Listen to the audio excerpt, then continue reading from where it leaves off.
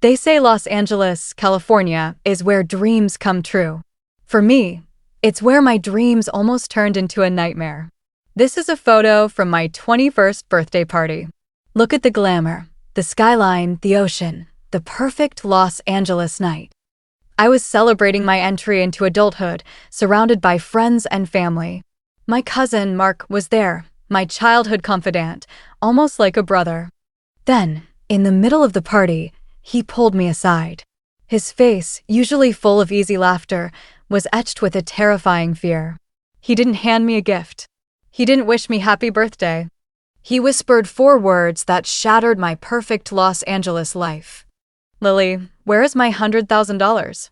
He told me that a year ago, he secretly transferred $100,000 into my savings account. It was a desperate, high-stakes move for a secret investment in the cutthroat Los Angeles tech world, hidden from his own family. He trusted me completely. It was his entire future. But the money was gone. I hadn't spent it. I hadn't touched it. I hadn't even seen it. The funds had vanished from my account without a trace. Now, my cousin faces financial ruin, a ruined career, and a life sentence of mistrust. And I, the birthday girl, am forced to face a horrifying question. Did I unknowingly lose his entire lifeline, or did someone else, someone inside our own family, commit a calculated act of betrayal right here in Los Angeles, California? My 21st birthday was supposed to be my triumph. It became my trial. This story takes you deep into the heart of a family secret and an incredible betrayal set against the glittering backdrop of Los Angeles. Before I tell you the chilling truth of what truly happened to Mark's money, tell me, are you watching this from Los Angeles or somewhere else in the USA? Let me know in the comments below. And if you believe that family secrets always come out, hit the like button and subscribe right now. My name is Lily, and this is the story of my 21st birthday, a night that began as a dream and ended in a nightmare, right here in Los Angeles, California. They call Los Angeles the City of Angels, a place where dreams take flight. For me, it was always the backdrop to a seemingly perfect life.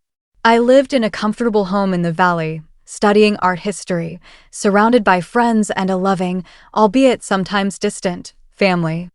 My cousin, Mark, was different.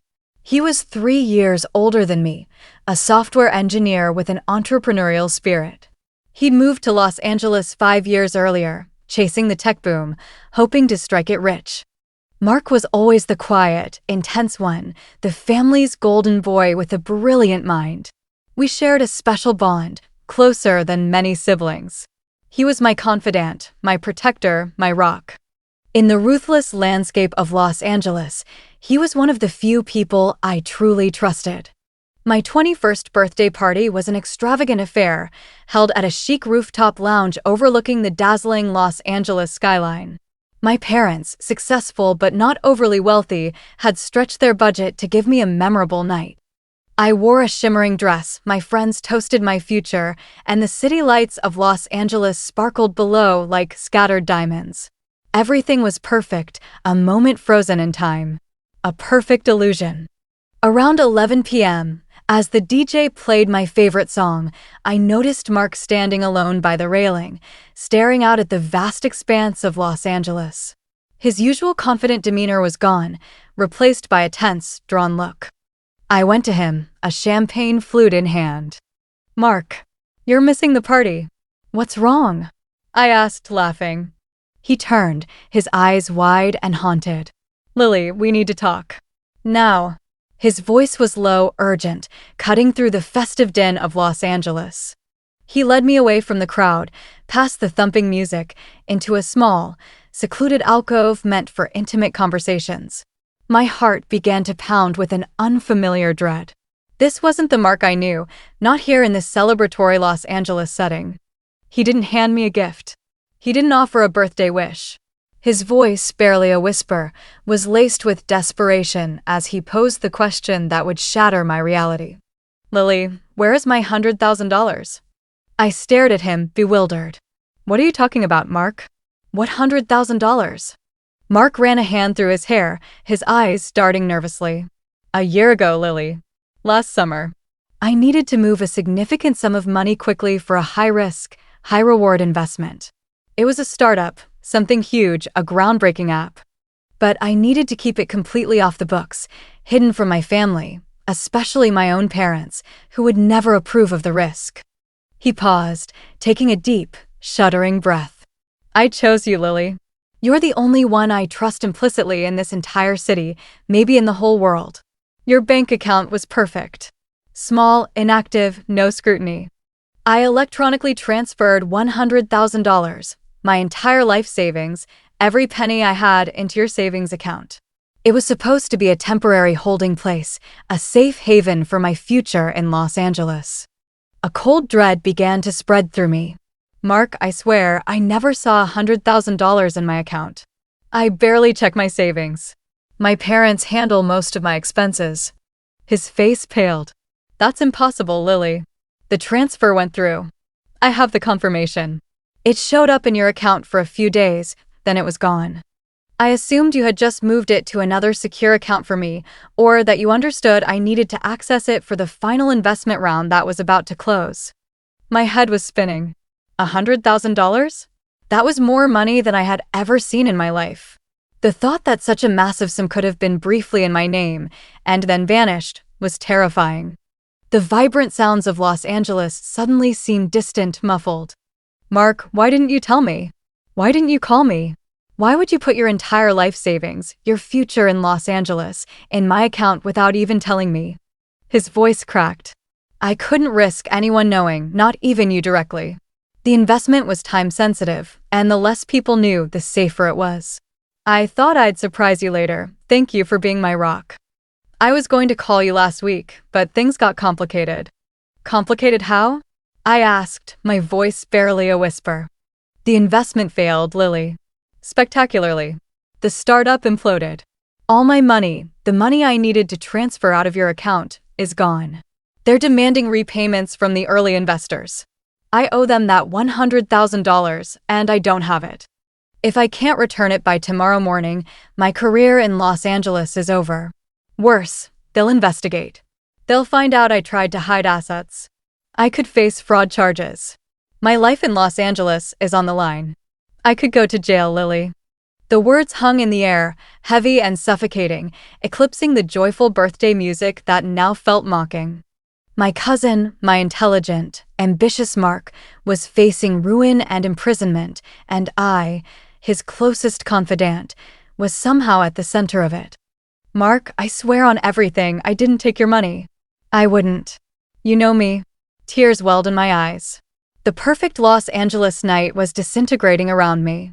He looked at me, his eyes filled with a desperate mixture of hope and suspicion. Then who, Lilly? Who else could have accessed your account? You're the only one who even knew about it, besides one other person. Mark presented the terrifying possibilities, creating a web of suspects in our Los Angeles world.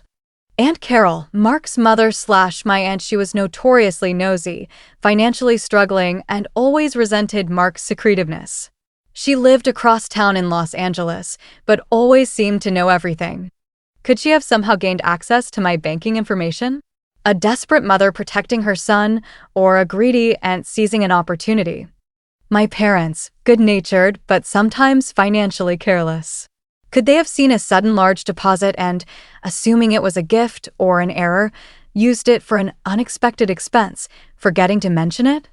It was a stretch, but my mother did have access to my bank details for emergencies. They too lived a modest Los Angeles life compared to Mark's aspirations. A hacker/fraudster, the invisible enemy in Los Angeles, financial fraud was rampant. Could my account have been compromised without my knowledge? Was there an invisible enemy lurking in the digital shadows of Los Angeles? Lilly herself, the unconscious accomplice, could I, under some forgotten stress or subconscious influence, have moved the money, perhaps even for Mark, and then completely blacked out the memory? The thought was terrifying. Was I capable of such a thing? The thought that my own parents might be involved, or that I myself could be a culprit, was unbearable. The financial stakes were enormous, but the emotional cost was even higher. The trust between Mark and me, a bond forged over a lifetime in Los Angeles, was fracturing. Mark, we need to go to the bank. Now, I said, my voice firm despite the tremor in my hands. The party was still in full swing around us, oblivious to the silent crisis unfolding in their midst in Los Angeles, California. We left the party, the joyous Los Angeles night now feeling like a mockery. We drove through the deserted streets of Los Angeles to my parents' house. They were asleep, unaware of the financial earthquake that was threatening to engulf their family. We spent hours poring over my old bank statements, checking transaction histories and digital logs. Mark was meticulous, a true techie. He accessed my online banking with my permission, tracing every digital footprint. There it was. A transfer of $100,000 into my account, dated 11 months ago. And then, 2 days later, an outgoing transfer of the exact same amount. But the recipient wasn't Mark. It wasn't my parents. It was an account linked to a small, obscure financial firm based out of a rundown office in downtown Los Angeles. "Who is this?" Mark asked, his voice low and dangerous. "Who did you send my money to, Lilly?" "I didn't. I swear. I've never even heard of this firm." I was sobbing now, the accusation cutting deeper than any knife. My life in Los Angeles was crumbling. Mark called the number associated with the firm. It went straight to a generic voicemail. Desperate, we decided to drive there. The firm's address led us to a grimy building in a less glamorous part of Los Angeles, a stark contrast to the glittering skyline of my party. The office was dark, locked, clearly abandoned. As we stood there, defeated, a small, faded sign caught my eye. It was old, partially covered by graffiti, but legible. It listed the names of past tenants. And among them, dated 2 years ago, was a name that sent a chill down my spine. Ryan Thorne. Investment Solutions. Ryan. My ex-boyfriend. The one who broke my heart 2 years ago, right here in Los Angeles. He had always been obsessed with money, with getting rich quick.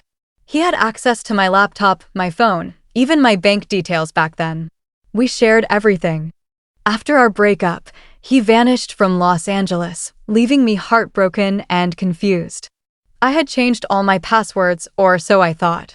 "Ryan," I whispered, the realization hitting me with the force of a physical blow. It was Ryan. Mark looked at me, his face a mask of disbelief and betrayal. "Your ex-boyfriend? He stole my money? Why didn't you mention him earlier, Lilly?" "Because he left me broken. I blocked him out of my life, out of my mind. I changed all my passwords, or so I thought." My voice trailed off. The betrayal felt monumental. Not just Ryan's, but the painful realization that I had inadvertently been the conduit for such a devastating act. This was the true face of deception in Los Angeles. We spent the rest of the night frantically trying to find Ryan. We traced his old social media, his former contacts in Los Angeles. Finally, we found a recent post, a picture of him, smiling on a yacht in the Caribbean. He had clearly laundered the money and fled Los Angeles. The next morning, Mark called his investors, explaining the situation. He admitted to hiding the money, but provided the evidence of the theft from my account. The firm agreed to give him a 2-week extension to recover the funds, but only if he filed a police report immediately. We went to the Los Angeles Police Department. The fraud division was sympathetic but grim. Tracing $100,000 across international borders is difficult, especially if the thief has a head start, Detective Carter explained. It could take months or years. Mark looked devastated. His future in Los Angeles still hung by a thread. But as we left the police station, he turned to me. "Lilly," he said, his voice soft. "I'm sorry. I doubted you. I should never have placed that burden on you without telling you. It wasn't your fault." My eyes welled up. "I'm sorry too, Mark. My carelessness, my history with Ryan, it put you in this position. We'll get it back. Together." That day, my 21st birthday, became the day my bond with Mark was truly tested and, against all odds, strengthened. We decided to fight. We launched a crowdfunding campaign online, sharing our story, the betrayal by Ryan, and the devastating impact on Mark's life in Los Angeles. The Los Angeles tech community rallied around him. Small donations began to pour in. It wasn't just about the money anymore. It was about justice, about trust, and about reclaiming our lives from the clutches of betrayal. My perfect birthday party had ended in chaos, but it had also revealed the true depth of our family's strength. The magic of Los Angeles wasn't just in its glittering facade, it was in the resilience of its people. We would find Ryan, and we would reclaim what was stolen. This time, our secret wouldn't stay buried. Not in Los Angeles.